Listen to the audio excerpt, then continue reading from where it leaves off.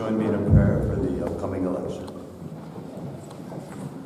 As the election approaches, we seek to better understand the issues and concerns that confront our cities, state, and country, and how wisdom compels us to respond as faithful citizens in our community. We ask for eyes that are free from blindness, so that we might see each other as brothers and sisters, one and equal in dignity, especially those who are victims of abuse and violence, deceit and poverty. We ask for ears that will hear the cries of children unborn and those abandoned, men and women oppressed because of race or creed, gender or religion. We ask for minds and hearts that are open to hearing the voice of leaders who will bring us closer to enlightenment and peace. We pray for discernment so that we may choose leaders who hear the good word, live your love, and keep in the ways of your truth, and guide us to your kingdom of justice and peace. Amen.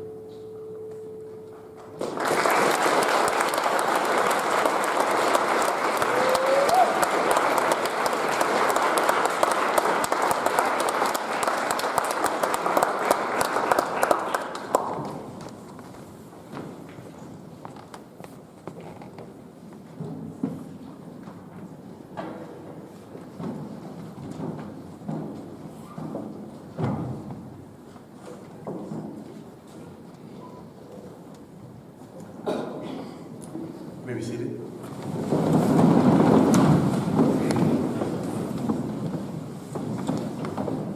Welcome to our Election Day Chapel.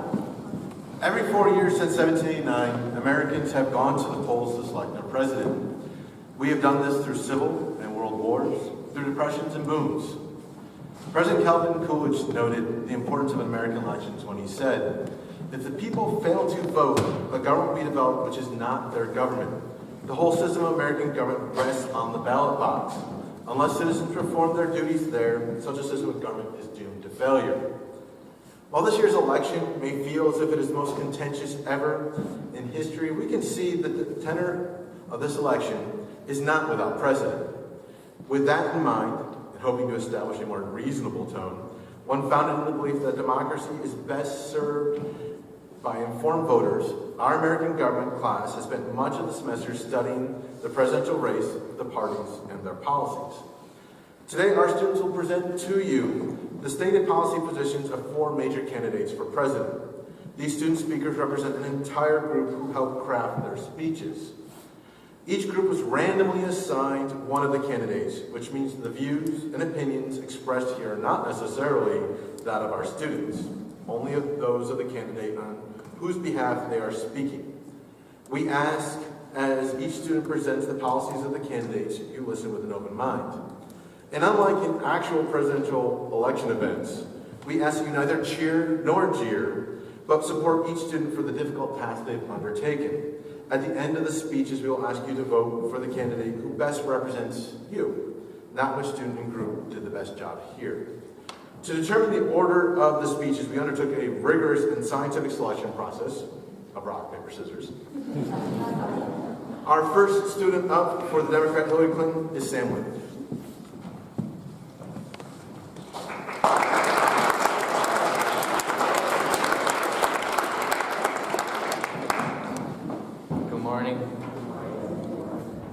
Senator and Secretary of State Hillary Clinton is the Democratic candidate running for president in the election of 2016 with her running mate Tim Kaine.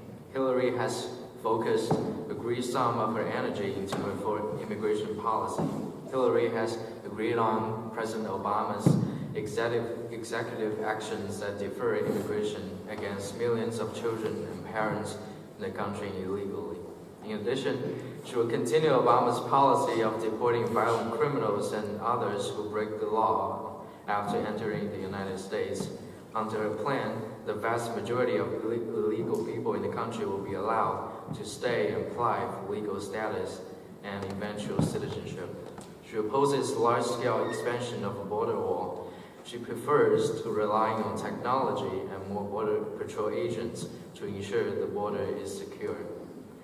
As president, Hillary will promote a plan to modernize and elevate the quality of teaching by preparing, supporting, and helping every child education. She will also push the education of computer science by providing schools funding to help get instruction and lesson programs that improve student achievement and at the same time increase college enrollment.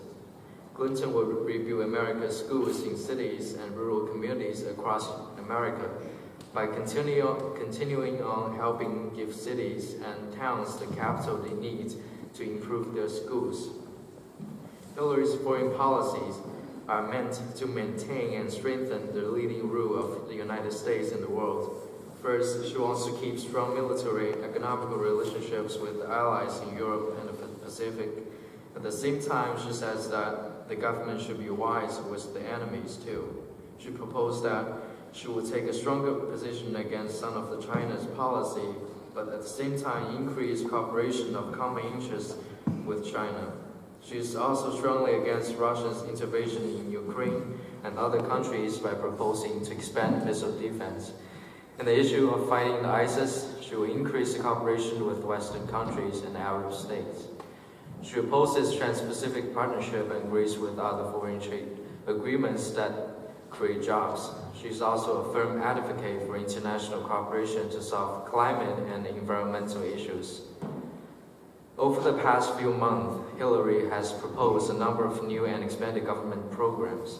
In order to pay for those new and expanded services, she has proposed raising and enacting a number of new taxes. Her plan will increase marginal tax rates for taxpayers with incomes over $5 million. And she wants to leave taxes the same for the middle-class families. And she wants to support families who are struggling financially or who have family members in college.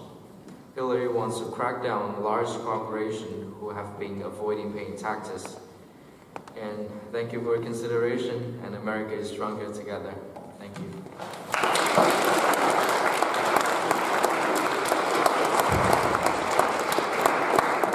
Thank you, Sam. For the Green Party candidate, Jill Stein, Serafina Yang.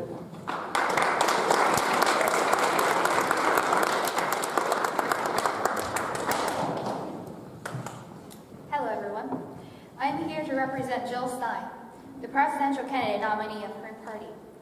Thank you for giving us this chance to speak to all of you in person and express what our nominee and his vice president, Ajuma Braca, truly believe to make both America and the world a more peaceful, environment-friendly place to live in. And perhaps one of the first steps to make a more peaceful world is working on our immigration policy. Immigration is a large and delicate subject that should be discussed more often. Jill Stein believes that everyone has the right to become an American. Rather than shutting off the borders and making it harder for immigrants to become citizens, Stein believes we should make it easier for immigrants to enter and welcome them with open arms. After all, America was founded and structured by immigrants. In fact, it causes Stein great distress how much of America supports this bigotry, racism, and prejudice. Immigration and foreign influence has the ability to make the economy better and improve our environment and culture within the U.S. And speaking of foreign influence, let us touch on the subject of our foreign policy. Jill Stein believes our foreign policy needs a complete overhaul, that we need international law and diplomacy. Ever since Teddy, we have become the policeman of the world.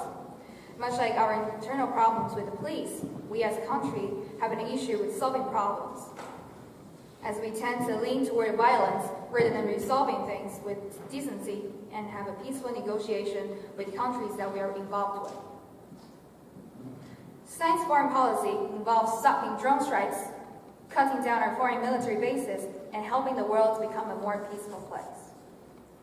In addition, the third major government issue that has been concerning us, the Green Party, is the federal budget. We're also almost certain that this is concerning all of you, because eventually you're going to be the ones that are paying for the taxes to support the government. In order to cut the federal spending, Stein believes the best way will be cutting the military budget by at least 50%. To Stein, it seems wasteful to put down so much financial and human resources for the military because, as you can tell, it has not necessarily been successful. Therefore, as Jill Stein has said, she is in favor of bringing our tax dollars home to rebuild America through building real security founding schools, creating jobs, providing universal health care, repairing our infrastructure, and funding the transition to 100% clean, renewable energy. Now, it is time for us to introduce our main policy. Perhaps the biggest component of the Green Party is keeping the world green. Stein's plan is simple, but in addition to aforementioned plan to get 100% renewable energy by 2030, Stein wants to create a global treaty unifying the world in the fight against global warming. There are a few federal regulations that Stein wants to change. Particularly, Stein thinks that clean environment is a human right. Thus, she wants to strengthen the laws protecting poor communities from being affected by pollution and poor environment. Americans not only have a right to vote, but also a right to know who we can vote for. If you're voting for Jill Stein, you're going to vote for someone that not only realizes the real dangers that is threatening America, but also knows the wise way to solve them. Again, thank you for sharing this amazing time with us.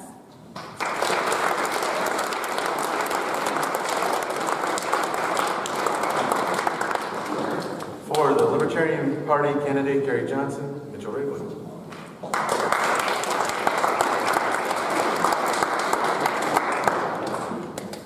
Gary Johnson, the former governor of New Mexico, is running for president of the United States under the Libertarian Party with his running mate, also former Governor William Weld. Johnson and Weld want to make America a better place to live for its citizens. Gary Johnson believes that the frequent international interventions of the United States have taken its toll on our national security, including the rise of ISIS, Al-Qaeda, and other terrorist organizations. He thinks that past administrations have misused the country's military resources to create enemies and perpetual war. Therefore, Johnson has proposed a policy to reduce interference in foreign affairs, but at the same time keep a strong military. He'll be cutting off federal expenses, which extremist violence armies depend, decrease the number of Syrian refugees, repair relationships with allies, and so forth. Governor Johnson also advocates for cutting the current income and payroll taxes and instituting a consumption tax/fair tax. Using this method, Johnson claims that he will be able to eliminate special interest tax loopholes which will protect the people from those who manipulate the tax code. His ultimate goal is to lessen people's need for buying necessities and increase employment. Johnson thinks that this will lead to a boost in the economy. You cannot talk about taxes without talking about the main source of revenue, which in this case is jobs. In terms of jobs, Gary Johnson wants to create an environment that incentivizes tax and regulation fairness. The way that Johnson would be able to do this is by reducing overregulation. Large corporations benefit from this overregulation. This benefit to big business hurts employees as well as other smaller businesses that are an essential component for a healthy economy. Ultimately, the president should do what is best for the people. Instead of just focusing on national security like some politicians, the president should also focus on human rights issues and other domestic problems. Some people say there's true liberty in the United States, but it's just a facade. Johnson wants the government to stay out of people's lives and give them more privacy. He wants something that more closely resembles true liberty. An ideal presented by our founding fathers was privacy. As stated in the Fourth Amendment, the government is not supposed to be allowed to intrude into people's lives without warrant. Sadly, this has been all but disregarded by our government. Gary Johnson is the best choice because he cares about where this country is headed. He sees the path that America is going down currently, and it does not bode well for the future. With the plans that Johnson has, it should help put America back on the straight and narrow.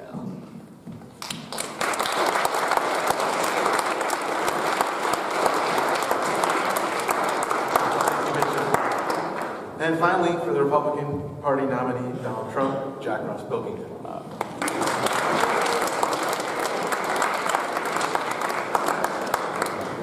Folks, I want y'all to ask yourselves a question. What does it mean to be an American? And more importantly, who are we as a nation? Are we a nation of law and order? Are we a nation of freedom? Are we a nation of strength? Now, according to Republican candidate Donald Trump, the answer to all of these questions is loud and clear. Yes. His belief that we are a strong, that we are a free, that we are a lawful nation is key to understanding his policies. Now, one important area where Trump's core beliefs are evident is gun control. Trump is an advocate of the Second Amendment. He believes that we have a right to bear arms. He believes that a ban on high-capacity assault weapons and magazines just simply won't work. He believes that these kinds of guns are owned by tens of millions of people in America, and it's simply not practical to ban these guns. Now, regarding the problem of if people on the terrorist watch list should be allowed to own guns, Trump believes that more background checks should be done. But the prevention of somebody on the watch list from buying a gun is simply against the Second Amendment. Now, let's go on to an issue that's important to all of you, the economy. He's released a revised economic plan. He claimed it would create 25 million new jobs over a period of 10 years, driven by 4% annual growth. He wants to renegotiate NAFTA, end the Trans-Pacific Partnership, and generally strike an aggressive pose on international trade, especially with respect to China. These policies will bring jobs back to the United States. I'm sure all of you are uncertain. Will I get a job in the future? Donald Trump thinks the answer, with correct economic policies, will be yes. He also proposes to bring us back on a path of fiscal sanity, to cut spending on non-defense, non-entitlement programs and agencies. That is, the many small domestic accounts funded through the annual appropriations process, by 1% each year over 10 years, saving $1 trillion. This is called the penny plan. Now, moving on to foreign policy. It's focused on the Middle East. He wants to defeat ISIS. He wants to do it by working on joint operations with Russia, Syria, and local allies. He wants to increase our military spending and rebuild our military. He also wants to increase spending on cyber warfare programs and use these programs to fight ISIS. He also is against expensive and costly regime change and nation building. Finally, Trump does not want Iran to have a nuclear program and opposes Obama's deal with Iran. Now, Trump's most unique policy proposal is his position towards our allies. He believes that Trump believes that America's allies are mooching off of us. He wants to make countries like Germany and South Korea, who have American troops stationed in their countries, pay for their protection. Trump would like to keep Americans safe from drugs and killers. He believes cutting down immigration and regulating who we let in can help Americans. He wants to create a system that checks how the immigrant will do in the United States and how much success they will have. He also believes that a wall between the US and Mexico will help keep Americans safe, keep out illegal immigrants, and keep drugs out of the country, because Mexico is an easy access point to America. Trump's policies can be summed up by one word: strength. He wants to stand up to China, who is exploiting the United States with trade deals. He wants to make it clear that legal immigration is a crime and that illegal immigrants will be held accountable. Finally, he wants to make our allies pay for the protection that they receive. All of these ways are ways of asserting strength. A vote for Trump is a vote to make America strong again. Thank you.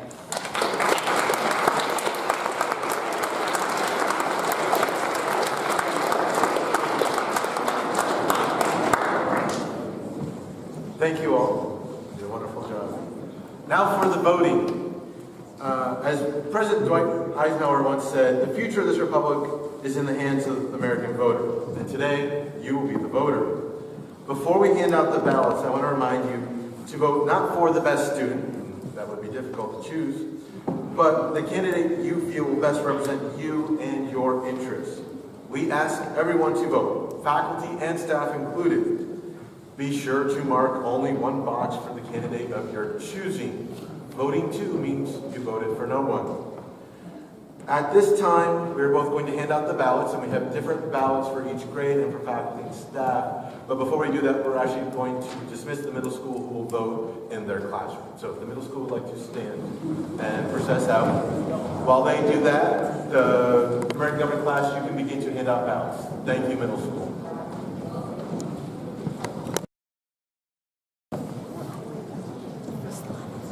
One last thing before we go. Tonight, hopefully, we, the American people, will elect a new president. There will be many who will be elated and many who will be disappointed and perhaps even angry that their chosen candidate did not win. Many of you may feel the same way when we announce the winner of our election, hopefully by lunchtime. Remember the words of Thomas Jefferson in his first inaugural speech after he had defeated then President John Adams in what was considered to be one of the most contentious elections in our history. Jefferson called on the American people to understand that every difference of opinion is not a difference of principle, and to bear in mind this sacred principle that though the will of the majority is in all cases to prevail, that will to be rightful must be reasonable, that the minority possesses their equal rights, which equal laws must protect, and to violate which would be oppression. Let us, the fellow citizens, unite with one heart and one mind. Let us restore to the social intercourse that harmony and affection, without which liberty and even life itself are but dreary things. Let us follow Jefferson's words and respect the views, the triumphs, and defeats of all of our fellow citizens and classmates. Thank you, and good morning.